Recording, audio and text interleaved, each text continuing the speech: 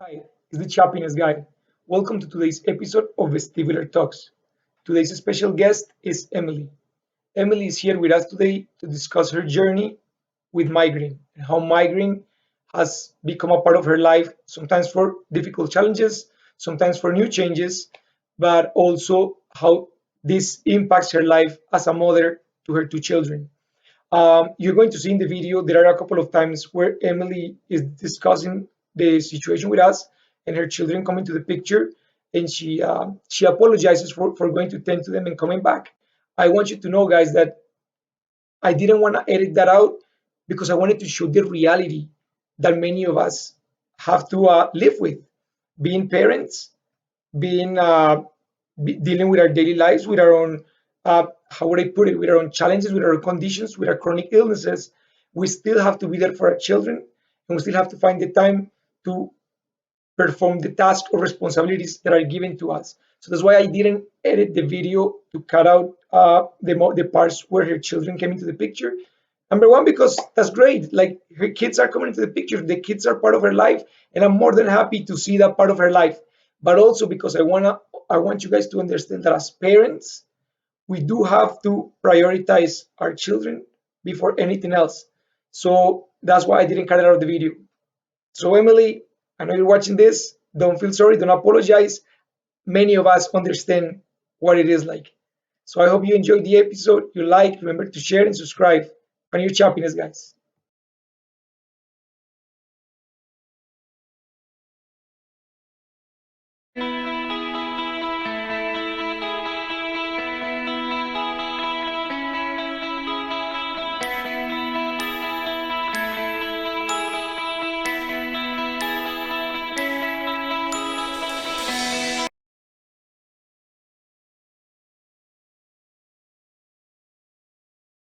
Hi, Emily. Welcome to this episode of Vestibular Talks. How are you today? Hi, thank you. Great, and you? I'm doing very good. Thank you for asking. I'd like to thank you, Emily, because you're taking the time, especially with our time zone differences, to, uh, Yes, we are. to chat with us. So, thank you very much. No problem. Emily, would you mind telling us a little bit about who you are and how your journey began? Sure. So I live in London. That's why we've got the time difference. I was born in France, but I've been in London for a few years. And I had a concussion 4 years ago. It's going to be 4 years just before Christmas this year. So I always going to remember when it was because it's like Yeah. 2 days before Christmas. Um, like probably the most stupid, kind of accident. I was at work, sitting, doing many things at the same time. I dropped something on the floor, go pick it up, and when I came back to sit on my chair, I hit the corner of the wall that had metal in it. Oh, I just like took it, you know. It did hurt a lot. I didn't like lose consciousness or anything. That was more kind of like, oh, so silly. And yeah. then, I just carried on with my day, put my hair on, makeup, and just keep going because that's kind of how I am. But it was like really, I had that mark like all over my forehead the entire Yeah. day. And I remember taking a selfie of it when I left work, thinking, oh, that's going to be funny in a few days. Well, it's never been funny. And because I thought, it would go the same kind of, as easy as it came. Yeah. But no, that never happened. So, and then in the evening, I started feeling like really dizzy, vomiting. And all of a sudden, on my right side, I couldn't like move my leg. My right arm became blue and was shaking. That was like, and my mouth was on the side, and I couldn't really talk or anything. So obviously my first thought were kind of quite bad. Like my grandmother, it's kind of in my family. My grandmother, she had, some strokes, those kind of thing. And I thought, well, you hit your head, something's bursting into your head, and that's kind of what's happening now. Yeah. So I called the ambulance, and they were kind of like, oh, do you have heart attack in your family, stroke? Because with the symptom, that's probably what you're having. But stay calm. I was like, okay, let's stay calm. So it took like few hours for them to still come. Me calling them like 3 times with like not really able to talk. And they were, we can't hear you. And I was, I'm telling you, I can't talk. So don't make me repeat. Yeah. And then the ambulance people were really nice. They said, oh, we're going to take you to A&E. They're going to scan you, check your heart, just make sure you're okay. And I couldn't walk at that point. I wasn't able to talk either. My arm was like this, like I couldn't move my leg or anything. So they left me at the hospital on that wheelchair because I couldn't move. And I waited probably all night. They checked my heart. They never checked my head. They didn't scan me or anything. And I think Wow. probably that was like, early evening. So by the time I went to hospital, probably 10 p.m. And I saw the doctor at 3 a.m. saying to me, well, you've got a bad concussion. So concussion protocol, go home, goodbye. And I was, Wow. I've never had a concussion before. I have no idea how that works. Like, and she said, well, not too much pain, nothing. But, they didn't tell me like be out of work, like nothing. Yeah. So I, limped to a cab and just went home. Luckily, I was like kind of not working the few following days because I actually, I couldn't get up the next day. The pain in my head, I've never experienced that before. Like I've never in my life took paracetamol or anything for a headache. I've never had any. Even when I had 2 kids, even when I was pregnant or anything, I've never had anything like that. And it kind of stayed, like the pain was, it lasts kind of weeks because probably, I don't know, maybe I'm strong to it. So Yeah. before I bother the doctor again and everything, I read online, oh, you can have headache for 3 months after a concussion. Like, so I was, okay, just, carry on, go back to work and try your best. But the pain was with the weeks, like probably like 4 or 6 weeks after that, the pain was kind of waking me up at night. I was waking up with it in the morning.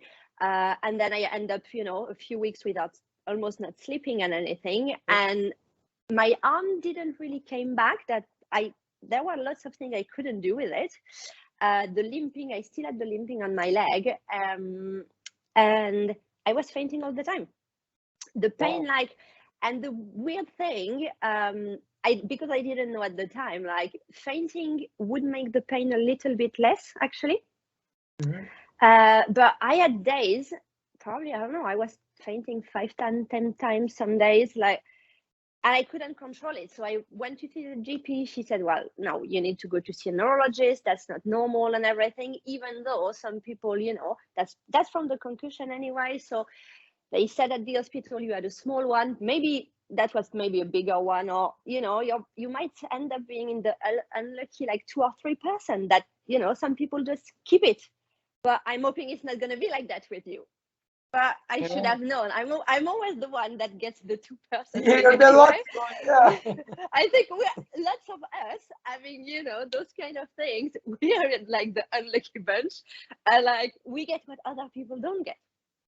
So they scanned me when I saw the neurologist. They scanned my neck, my head, saying everything's normal, which is quite often the case in migraine. And Yeah. he said, well, that's kind of, you've got post traumatic migraine, but then you've got hemiplegic migraine because you're kind of paralyzed on one side. So I did a few appointments, and they kind of ended up telling me one day, well, it's the brain. We don't really know. You might get better, you might not. Like, we can't really tell you. And I was like, wow, 500 pounds for not being able to tell me. Like, that Yeah. was because that's what I wanted, to be seen quite quickly. I went private Yeah. in the first place. And I was like, that's expensive for not knowing, anything. Yeah. So they did starting me on medication then, because by the time I was still, I don't want any medication. I don't take medication, I'm trying. But he said to me, like, you're not going to make it if I'm not putting you on medication. Yeah. Just keep fainting, and one day you're going to hit your head, and that's it for you. So like he said, you need to rest, your body needs to heal, your brain needs to recover, so you're going on medication. Fine. So they put me on amitriptyline, which at the beginning worked well. It's not for migraine. It's more like, I think it's like antidepressant or something like that. That Yeah. helps the migraine because of the serotonin. Yeah. Exactly. So it did help me to sleep, which was what we needed in the first place. So I was like, well, the first night I slept, probably the first night in 2 or 3 months, I was like, oh my God, in the morning, like I slept, I feel a bit better. But then obviously the pain was still here, the symptom like didn't go away, the fainting was still here. And I had a point probably 3 months after starting the medication. So I'm not sure if the body just like, let everything out, where I could, like, I was only getting up to go to the bathroom for like probably 3 or 4 weeks where I basically couldn't do anything. So I had to stop working, which never happened to me. Like even when I was 9 months pregnant, I was working. I went back to work 2 or 3 weeks after having my kids. That's not who I am. And I remember thinking for the first time, like, your body isn't letting you do anything. That never happened to me. I was always the kind of person, even, at my work, I was managing lots of people and everything and saying, well, if you really want to, you make it happen. And I think that's probably the first thing I was like seeing differently since the accident, saying like, it doesn't matter how much you want, it's just not happening. You can't move, you can't do anything. And that was so new for me. And it took me a long time to process that, to kind of not fight it, but try to understand it and everything. But it took me probably a good 2 or 3 years to kind of get, better with it. So they diagnosed me with hemiplegic migraine, and then it's going to be 2 years ago now, another neurologist I saw, because at some point after the one that told me like, oh, well, we don't know if you're going to ever get better, I kind of stopped going to my medical appointments, which obviously is not recommended to be, but I think people probably understand, like every time you have to tell your story again from the beginning, and when there's a bit of trauma, like, accident going on with, that's not always easy. And you tell your story again and again and again, and still nothing happened. So that was easier for me to actually just don't go. I had the amitriptyline. They wanted me to take 3 of them every day. But because with the kids and everything, like 2 or 3, I'm really sleepy in the morning. So I only take 1. And then on weekends, or if the pain is really bad, I'm going to take 2. I was kind of doing my, I knew kind of my body, my symptom, how I was reacted. And I was like, I don't want to see another doctor. And what are they going to tell me? Probably nothing. So it took me 2 years to go and see another one in London. She was, well, I mean, for once, I was kind of happy because I used to go to few medical appointments and arrive late just in case they would tell me, oh, you're too late, go away. Or, trying to find a way to escape and not stay to it. But I went to this one and she was, well, migraine, yes, but you probably got FND as well, which is functional neurological disorder. And I've never heard of that before. Yeah, me neither. And then she's saying to me, but your migraine, they're chronic at that point anyway, because you're in pain every day, even with the medication. And what really amazed me is that I've never heard of any of this before, even like hemiplegic migraine, post-traumatic migraine. Like I know other, post-traumatic things, we all do, but I didn't know any of that. And then she was, so you're chronic. And I'm like, so what does it mean? She said, well, I think at that point we can surely say after 2 years and you're in pain every day, you're chronic and you're going to keep it your entire life. Thank you. Good news. I'm so happy, I attended that appointment. Like, well, it's kind of, and then she said, so I think you've got FND. And I was like, I've never even heard of that. So she gave me leaflets and stuff. And she said, I'm going to refer you to a specialist to be sure and see what she's thinking. So I researched a bit of that after, and they're saying it's kind of it's not new, but they acknowledge it better, probably in the last 10, 20 years. I think in America and England, because I know part of Europe, or where I was born in France at the moment, they are a bit late on it, and they still consider you're kind of faking your symptoms. So they just send you like counseling and those kind of things.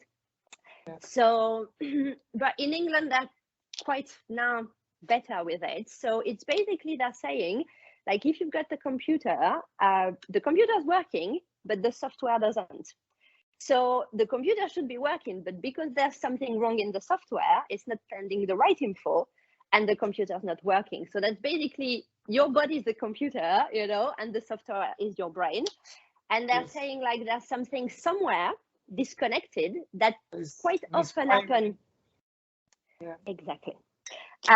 When you've got concussion, which is something that normally can do those kind of things, but they're not saying there's, well, first of all, there's no treatment either. They kind of work on the counseling type of thing when it's like kind of related with trauma, and they do physio to try and help you. Like for the first, I can a bit now, but for a long time I couldn't lift my arm up on my own, or there's still things I can do with my arm or my hand anyway, because, and that's what they're saying, they said to me, you've lost the connection between your brain and a part of that side.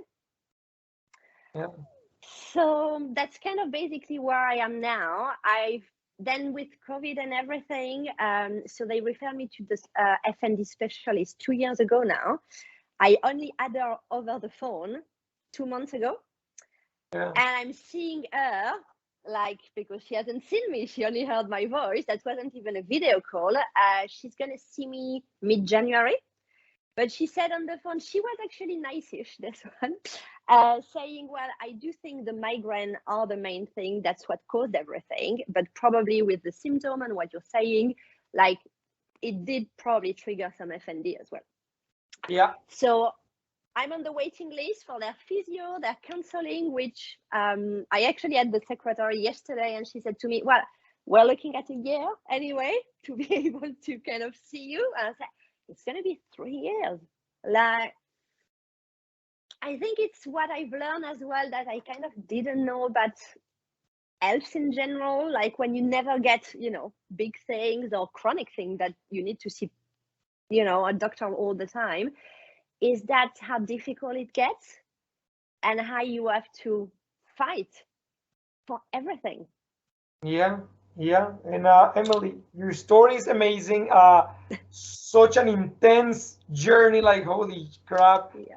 And so many things that I'm like, wow, like so many things that you said are so true. Number one, that when you were living with a chronic condition, almost a part of you is in denial because you're like, but I was healthy, like I was fine yesterday. So what happened that activated this thing? And maybe for you it was the concussion that triggered that in your brain to go chronic, right? Maybe you might have had episodes before that weren't too intense, but this kind of like woke it up to say like, hey, now you have it all the time.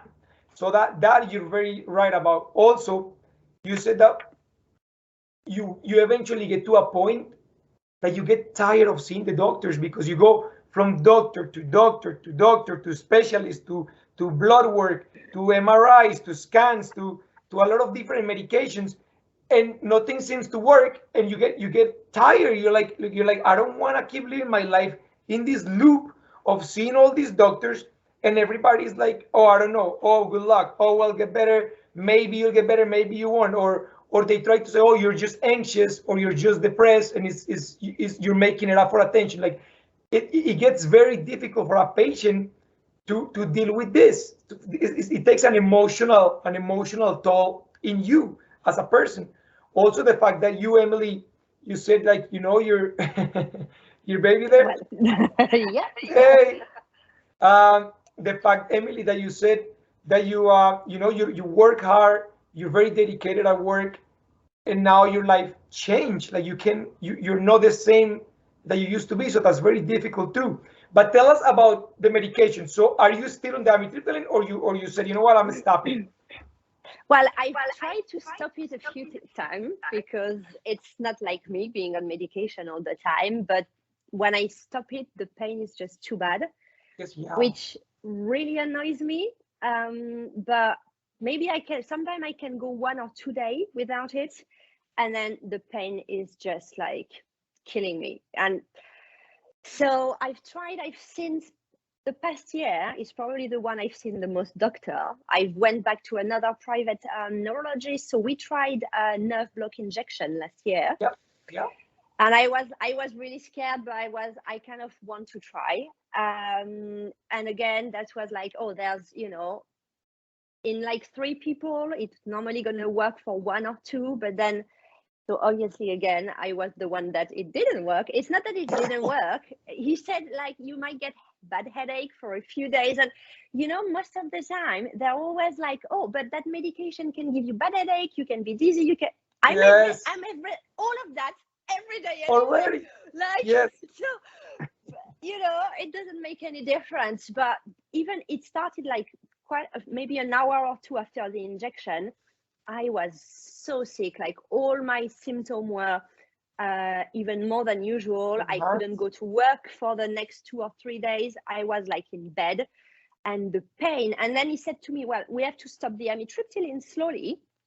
And I was really like, I want to make it happen. I want to give it a shot. I want to try. So I was like, okay, fine, it's hurting and everything, but you're doing it for the right, maybe it's going to be better after a few days or anything. Well, obviously that didn't happen. So I then went back on amitriptyline.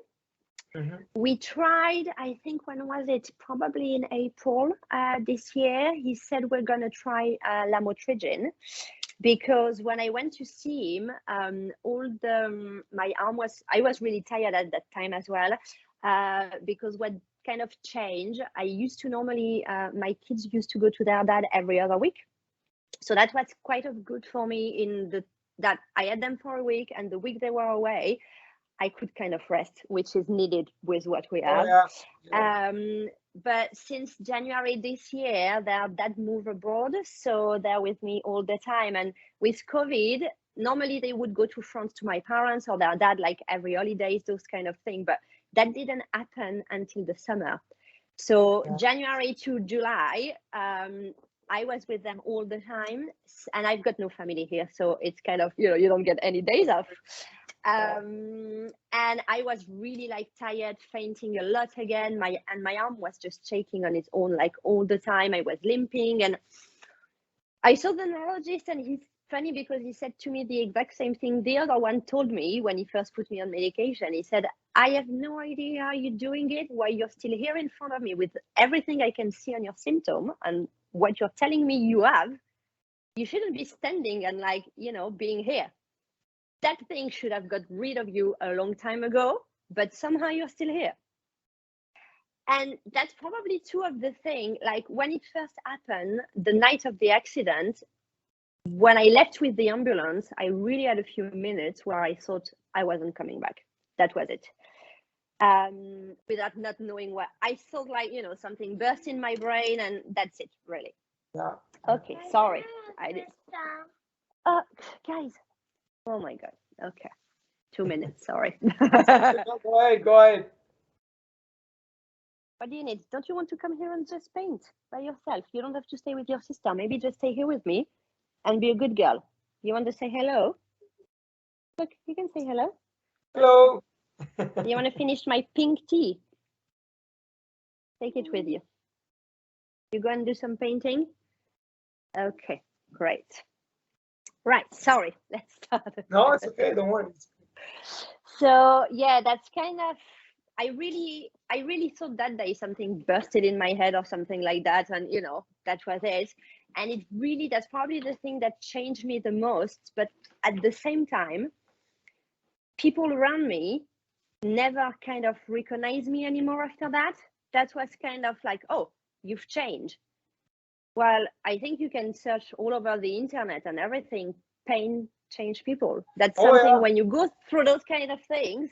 But because, and I was the same before, I've always said, like, I can't say I made fun of people having migraine, because I didn't really have people with migraine around me, but I would probably be the kind of person that would say, you need it from me. Okay, go. That would be like, especially at work, having we deal with like teams and everything, shop and businesses to run, saying like, I'll just take, medication or something, like it's not the end of the world. And that's probably the thing I actually like the most, if I can say that, about the accident, is that it really changed me to a better person. Makes you more compassionate. Yes, I understand. And I'm always, it's kind of then every day for the rest of your life. You actually have to fight for people to believe you're actually in that much pain, because most people, they would give up. Like, I don't think many people that don't have it in a daily basis, people wouldn't function with what we have every day, which Yeah, obviously they can't really understand it, because they kind of like, but if it's that bad, and then yes, there's a name, but migraine is still something that's a bit, used for kind of a lot of things, a lot of and things. not for the right one sometimes, even on TV and everything, like in movies, like, oh, it's going to be, oh, I've got a migraine or I've got something. And well, if you're saying it this way, clearly you've never had one because, Underestimating it. Yeah, they're making it like it's less than what it is. And migraine is such a beast. In my neurologist said migraine, people assume migraine is a headache. Migraine is yeah, not just a headache. Migraine can be a whole lot of crazy symptoms that can be similar to multiple sclerosis, that can be similar to a traumatic brain injury, that can be similar to a vestibular crazy. yeah, no, that's okay. Sorry. No, don't be sorry. You know what? That's even goes to show that you having a chronic condition, you have to deal with working, with daily life, with taking care of your children. That's a Yeah. lot of things that someone that is quote unquote healthy has a difficult time doing. Imagine you or me with dealing with all of that plus the condition that we have to deal with. So don't apologize. Like I have a lot of understanding, so it's don't apologize. I think you're a hero and you're good, so don't apologize.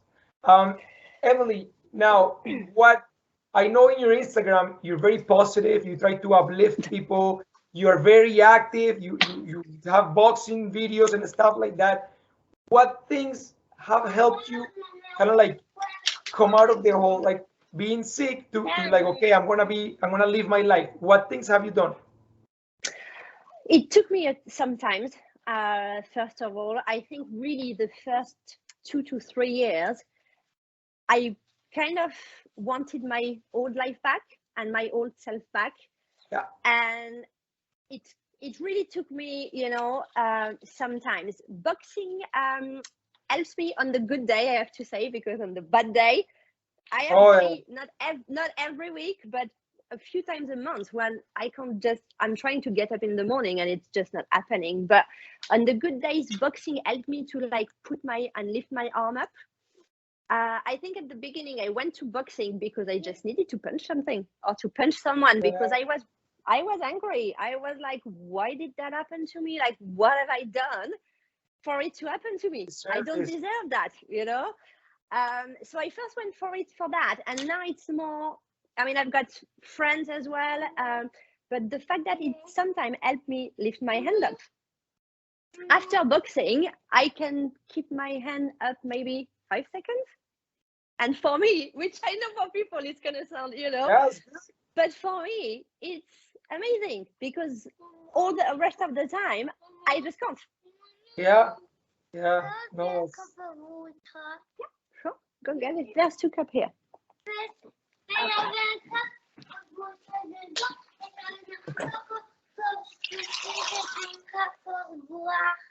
Okay, you need another one? Nice. Well, you choose. If one is to paint and one is to drink, just don't mix them up, yeah? Good girl. So, yeah, boxing is something that kind of helped me Like a now. therapy. Yeah. Yes. And there's still days when I kind of need to punch something or someone, and it does help. Uh, I try to go to the gym as much as I can.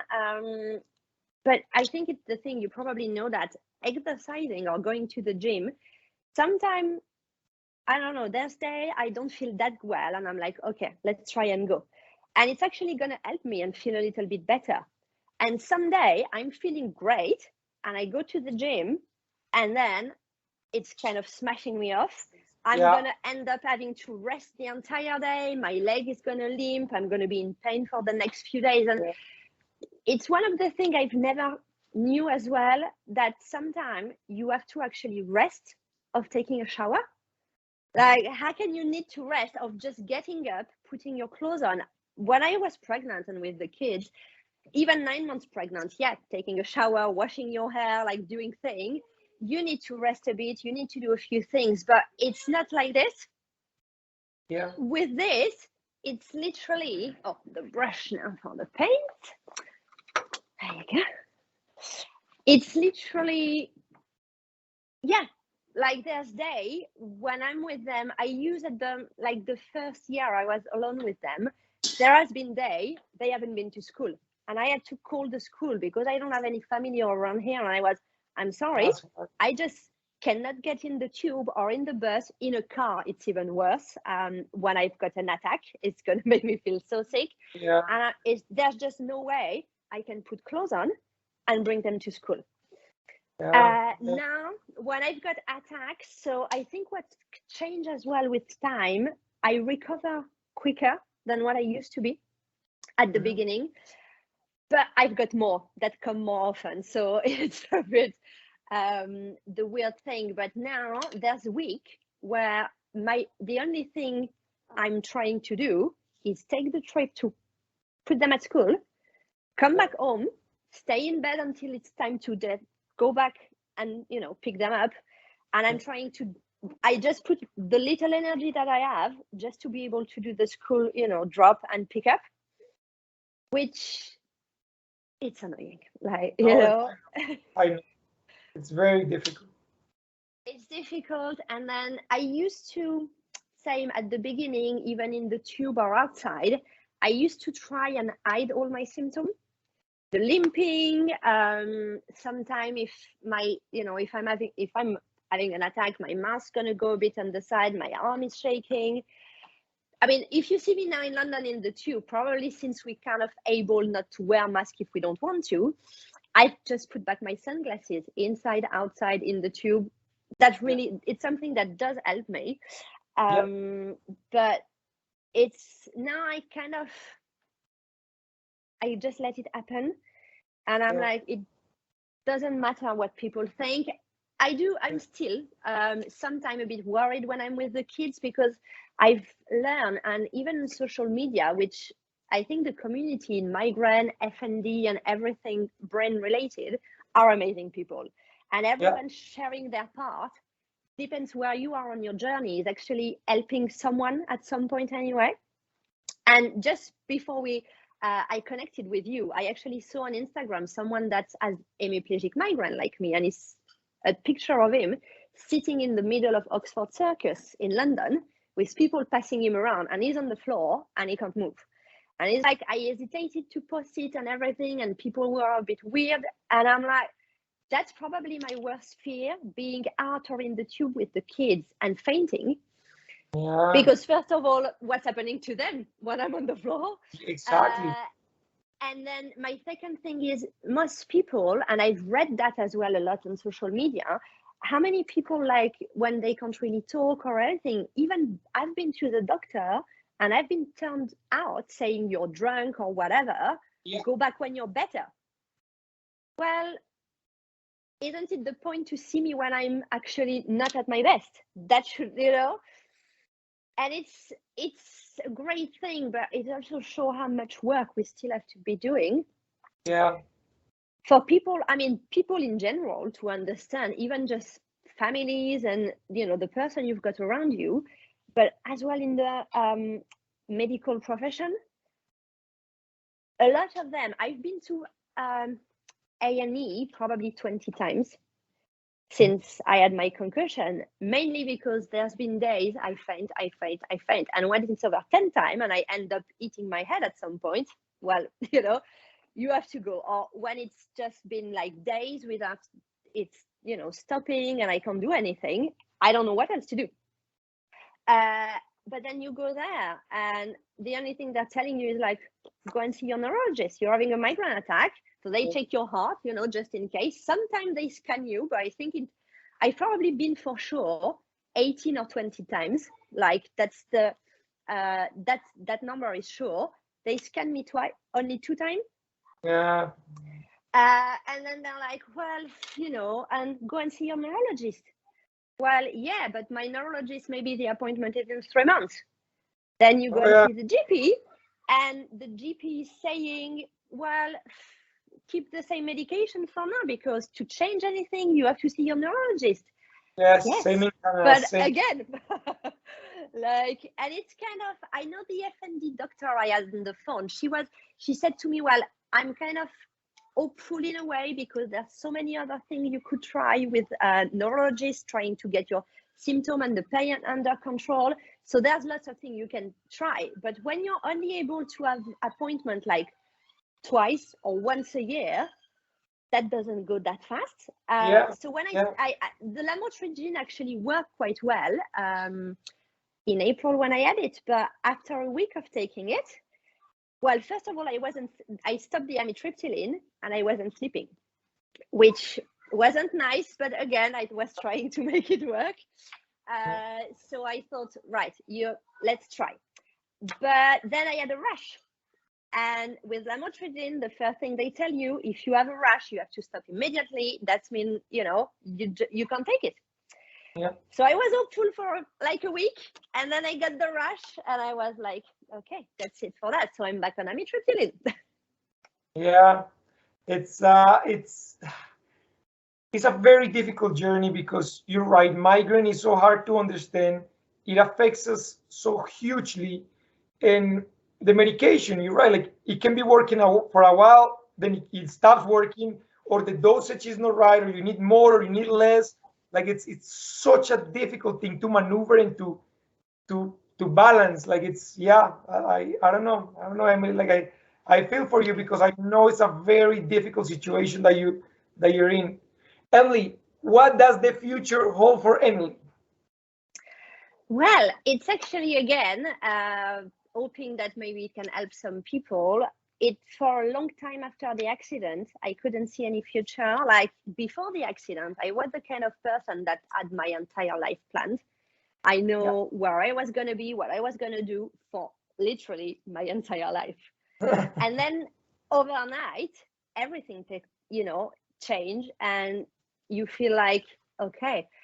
And I was like, it's only been probably since a year that I'm starting to can be able to see myself a bit more in the future. I have wrote a book about my journey. Sid, you told me that, yeah, yeah, and the name is Yeah, very, very close to it's my it's yeah. close to the podcast. It's weird because I actually started writing it when I first saw a therapist for counseling a few months after the accident. She was like, can you write a lot of things in between the session for us to work on? And first I was kind of like going through divorce as well. So everything was kind of at the same time. And I remember going to a bookshop one day thinking, oh, I want to maybe get a book about, divorce and everything, but not like they're all really like not funny one. And of course it's not a good thing, but there is still in life a few people for whom maybe it's the best thing of their life actually to get divorced Yeah, and get, yeah. and I was like, that's not fair. And then obviously I had the condition, and then I got that on top of it, where people actually like, oh, you're a woman, you're getting divorced, you're leaving home, you want to find yourself. The world is a cruel place for, Oh yeah, yeah. those kind of things. And then I first thought, well, I'm going to try and write about this and then divorce, but more in a funny way, to just try to make it a bit more light for some people. Yeah. And then I just put it away for about 2 years, thinking no one would care about my story. Why would anyone care? Like, what difference it Yeah. would make? And then last year, with the community again and everything, and some messages I got, I was like, right, okay, no, actually, if I can, if it's only one person somewhere in the world that Yes. can feel not alone, or think, oh, she went through what I went, or anything, if there's any Yeah. line in it that can help someone, I said that's worth it. So Oh I yeah. finished that a few months ago. I'm now waiting to find the right publishing company as well, because what I really want to be doing with that, and even now I've actually wrote exactly what happened the day of the accident, and I'm putting my name on it, with at the beginning I never thought I would do. I'm Yeah. going to use another name, because I think people probably understand that at the beginning, especially when it's an accident, you just feel shame. You're kind of Yeah. like, and the way the world works around it, you're kind of like, feeling like, well, that happened to me. I must be such a bad like, I must have done something wrong for it to happen to me. Thank you. That's So now right. I'm kind Yeah. of, to really happy to have been able, and like, no, it's going to be my name. And I wrote all the detail of that day and everything that happened after. But what I want is to find the right publishing company, because it's my story, and it probably helped me to deal with a few things by writing it, let's be honest. But I'm not doing it really that much for myself. I'm doing it for the people out there that can't really fight as much probably as we can do, or that aren't where we are in our story. And so that's why I'm kind of waiting now to find the right publisher that's going to give me the right publicity that goes with, and to be able to be seen and for people to be heard, because that's the entire point of it. So that's what I'm working on right now. No, and if I can help you in any way, promoting it in social media and stuff like that, let me know, because I think it's a very powerful. I'll be in touch. Don't worry. Yeah. Um, so yeah, I'll definitely love to help you out, because I think your story, your journey will help many people. Emily, if someone wants to find you to talk more about life, migraines, joy things, books, where can they find you? So mostly on Instagram, that's where you can find me. I've connected actually with people like all over the world now. So, there's you, there's that other lady that has a child as well. She asked me a few weeks ago to do a video about good days and bad day. And I think she's in Canada as well. I'm talking with people like all over the world, and it's sad in a way when you look at the number and how many people, are they out there that have the same thing as we have. Not exactly the same, because there's so many different kind of migraines. But it's also kind of nice to see how really helping all that community is around. People just want to help each other. They just want, to be heard, and other people to don't feel the way they've been either treated, or the way they've made to feel in their family, in their place of work. I mean, how many people have had to stop working when they actually got, the migraine going on? So I think there's a lot that needs to be done. And it's going to take a lot of us. But I think the good thing about it is that people are willing to, do it. And it's really nice to be in that community. I know it's heartbreaking to see that many of us are struggling with chronic conditions, but you're right. The level of community and support that everybody has, trying to uplift each other, trying to provide a word of comfort, trying to tell you, hey, you know what, you're not alone. We're stronger together. Like those things are very, very good. They mean a lot. Emily, my last question to you is, as you know, this channel is called Find Your Happiness, which means find your happiness. How does Emily find her happiness? Well, I think for me, and it's funny because that's one of the first things I got tattooed after my accident. That was my first tattoo, was this one. I think it really made me see life differently, and to really see what matters, which is being alive. Like the fact that we wake up in the morning, in pain or not in pain, actually, and somehow it doesn't really matter. We're here, and that's great. Like, how many people are not anymore? So waking up in the morning is probably one of the things that make me the most happy. Having the kids around, living in a place that I love, and now I just want to help other people. That's the only thing I want, really. And the cats? Yeah, we've got a kitten now that's called Rainbow, because we see lots of rainbow. You can see that on my Instagram from where we live. So yeah, we also have a kitten now. Awesome. Mm. Okay, Emily, I'll let you be with your kids, but it's been an absolute pleasure talking to you. and I'm very glad that we met. I believe that nothing is coincidence; things happen for a reason, and I'm I very agree. happy that we both got into each other's path. So thank you very much. Thank you for having me. All right, ciao, bye. Bye.